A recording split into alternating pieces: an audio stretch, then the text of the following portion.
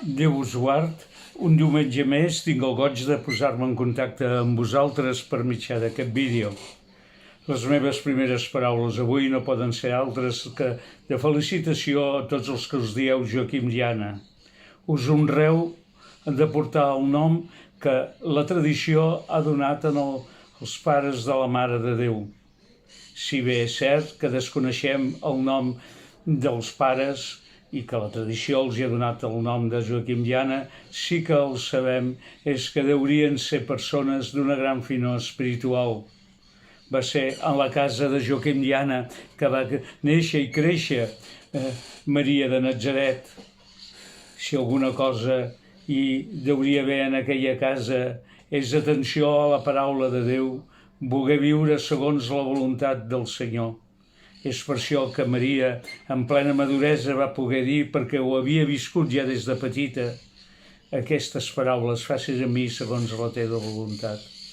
Joaquim i Anna també són la baula que ens uneix a tota aquella generació d'en generació que el Senyor ha anat estimant i que en arribar a la plenitud del temps feu possible l'encarnació de Jesús.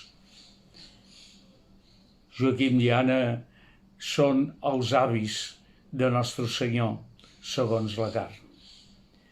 També en la festa d'avui és un bon moment per agrair a la nostra gent gran totes les coses que fa per tots nosaltres.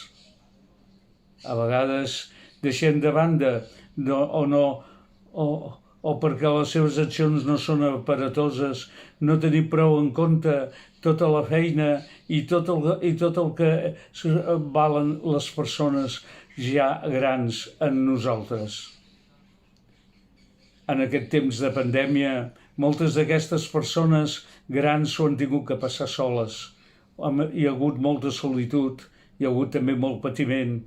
Penso especialment en les persones que estan en les residències de gent gran. Encara ara estan confinades. Penso també en les persones que han viscut soles a casa seva o que s'han vist allunyades dels seus fills, dels seus nets, dels seus amics, de les persones que estimen. Avui, en la festa de Sant Joaquim i Anna, demanem a aquests dos sants venerables la seva intercessió per tots ells.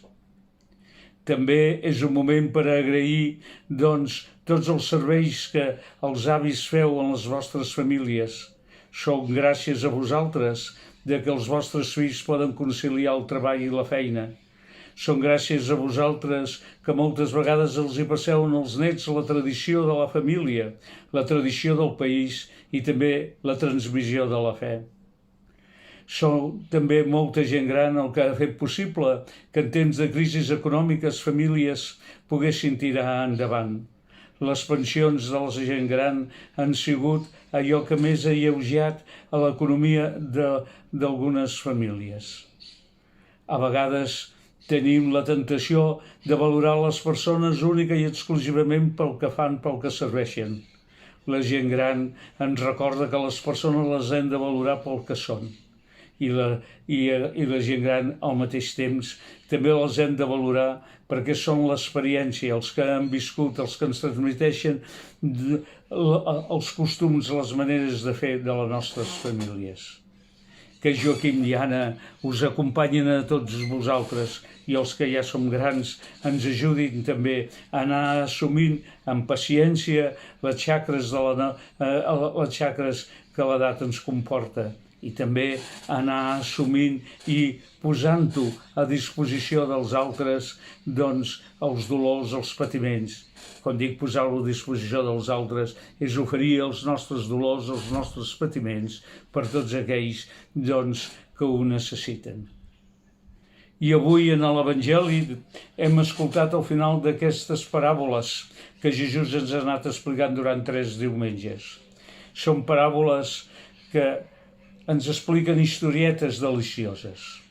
Avui comencen en 2 paràboles paral·leles. La de l'home que en el camp troba un tresor amagat. Diu que ho ven tot per poder comprar al camp on hi ha el tresor. I una altra, que és la d'aquell que cercant perles en troba una de molt valuosa i també diu que ho ven tot per anar a comprar la perla peluosa. Fixeu-vos, en detalls quotidians de la vida de cada dia, Jesús ens diu una cosa molt important. Un l'ha trobat, perquè l'ha trobat, i un altre, buscant, també ho ha trobat. Això ha de ser la nostra vida, oberts al que Déu ens diu, i sent cercadors de la veritat, no quedant mai satisfets de nosaltres mateixos.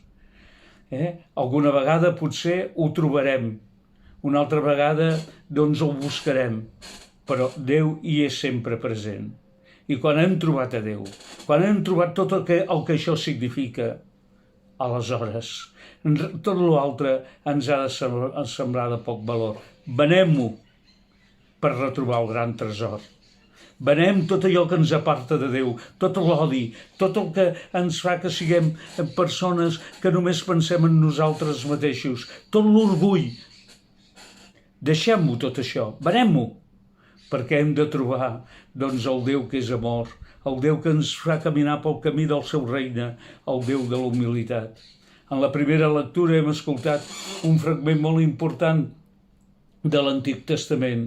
En ell, Salomó, al començament del seu regnat, demana a Déu que li doni el do de la saviesa, del discerniment. És una gran pregària. Demanem també nosaltres que Déu ens doni el do del discerniment per saber què és el que hem de deixar, què és el que hem de vendre, per saber trobar allò que és bo. També se'ns diu que el regne de Déu és com aquell pescador que hi ha a la platja, doncs després de la pesca tria els peixos que són bons i llença al mar els que són dolents. Això era una cosa que Jesús havia vist moltes vegades. Moltes de les escenes de Jesús tenen lloc vora el llac de Galilea i va veient com els pescadors doncs triaven a les xarxes els peixos que es podien menjar i aquells peixos que segons la llei de Moisès no eren aptes per menjar i els tiraven al mar. També nosaltres hem de saber destriar a la nostra vida el que és bo i el que és dolent. I el que és discurs, el sermó, acaba amb una comparació molt bonica, que us la llegiré perquè em sembla que és molt profunda. Diu: mireu, doncs, els mestres de la llei que es fan deixebles del regne del cel som com aquells caps de casa que treuen del seu cofre joies modernes i antigues. Us imagineu? Un cofre, un bagul, un lloc en què es guarden les coses importants, i l'home savi, el mestre de la llei, és el que sap descobrir els tresors que hi ha allà, els que són antics i els que són moderns. No perquè siguin antics o siguin moderns seran millor o pitjor. I sap també tirar i llençar allò que és quincalla. No perquè siguin antiga, no perquè sigui moderna serà millor. També nosaltres a la nostra vida hem de saber redescobrir tot allò que és bo. Vingui dels antics o hagin descobert ara.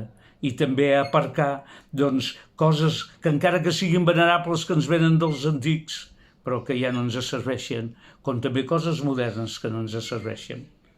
Amics i amigues, que tingueu un bon diumenge.